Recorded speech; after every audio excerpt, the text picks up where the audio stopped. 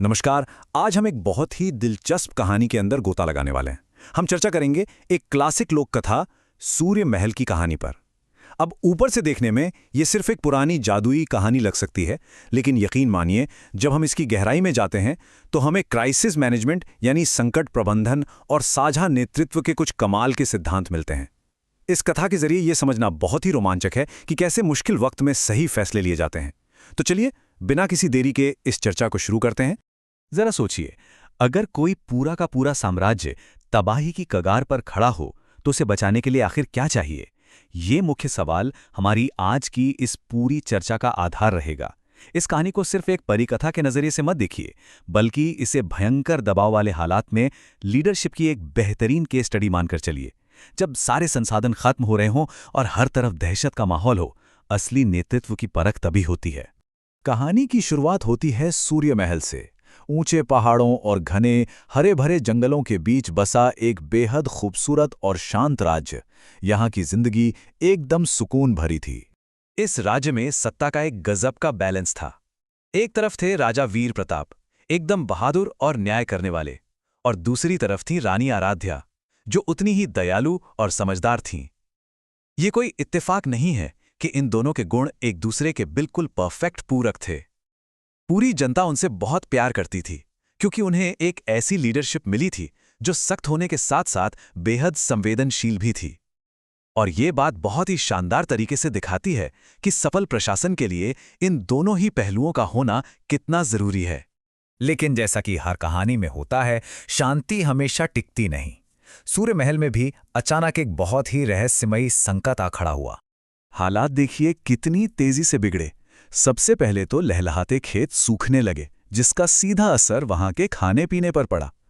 फिर नदियों का पानी रहस्यमयी तरीके से कम होने लगा, और हद तो तब हो गई जब रात के अंधेरे में महल के पास से डरावनी आवाजें आने लगीं। लोग सच में खौफ में थे। ये तीन बड़ी मुसीबतें एक के बाद एक राज्य पर टूट पड़ीं। राजा ने तुरंत अपने सबसे बेहतरीन सैनिकों को जांच के लिए भेजा, लेकिन कोई भी इस तबाही के पीछे का सच नहीं जान सका। मतलब यहां सारे के सारे पारंपरिक समाधान पूरी तरह से फेल हो चुके थे। अब जब सब कुछ हाथ से निकलता दिख रहा था और सारी उम्मीदें टूट रही थीं, तब समाधान एक ऐसी जगह से आया जिसके बारे में किसी ने सोचा भी नहीं था। महल के एक बूढ़े ज्ञानी साधु ने एक आखिरी रास्ता सुझाया।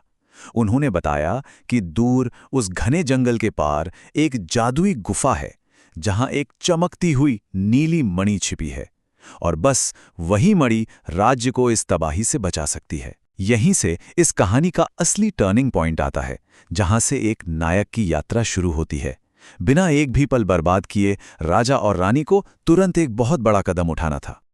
और यहीं से शुरू होती है मणि की वो खतरनाक खोज जिसने राजा और रानी की असली परीक्षा ली। रानी आराध्या की ये बात इस पूरी चर्चा का सबसे शक्तिशाली हिस्सा है। जब राजा ने अकेले जाने की सोची और रानी को खतरे के बारे में बताया, तो रानी ने साफ कह दिया, जब जनता संकट में हो तब राजा और रानी दोनों का साथ होना जरूरी है। क्या बेहतरीन बात है ना? ये शेयर्ड लीडरशिप यानी साझा नेतृत्व का एक परफेक्ट उदाहरण है। वो ये संदेश दे रही थी कि जनता का दर्द केवल राजा के अकेले की जिम्मेदारी नहीं है, ये एक टीम वर्क है।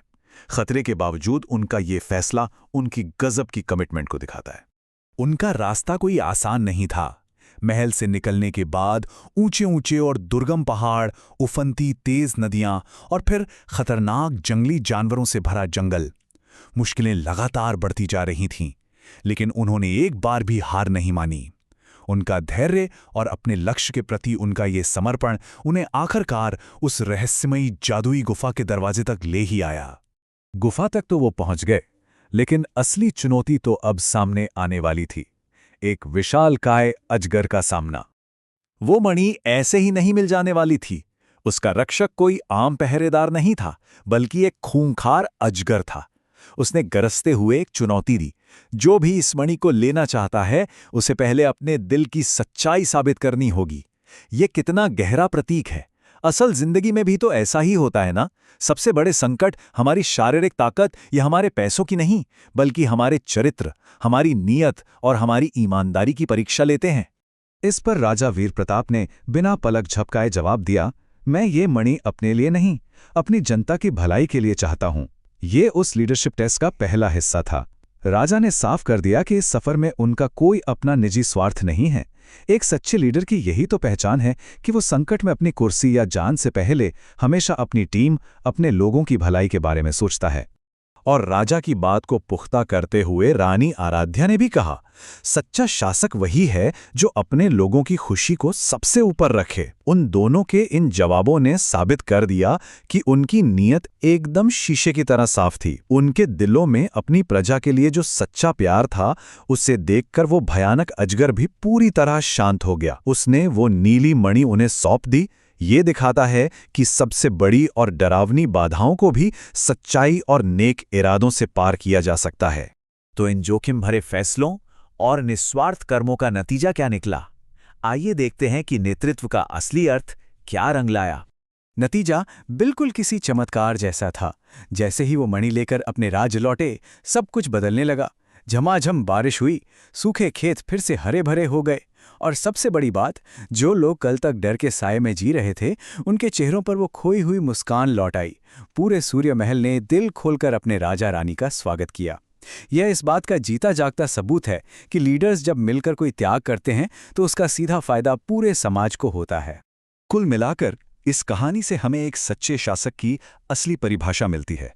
वो व्यक्ति जो अपनी जनता के लिए हर मुश्किल का सीना तानकर सामना करे, जिसकी असली ताकत उसके हथियारों में नहीं बल्कि उसकी दया और ईमानदारी में हो। और सच कहूं तो लीडरशिप का ये नियम आज के आधुनिक समय में हर फील्ड में बिल्कुल 100% लागू होता है।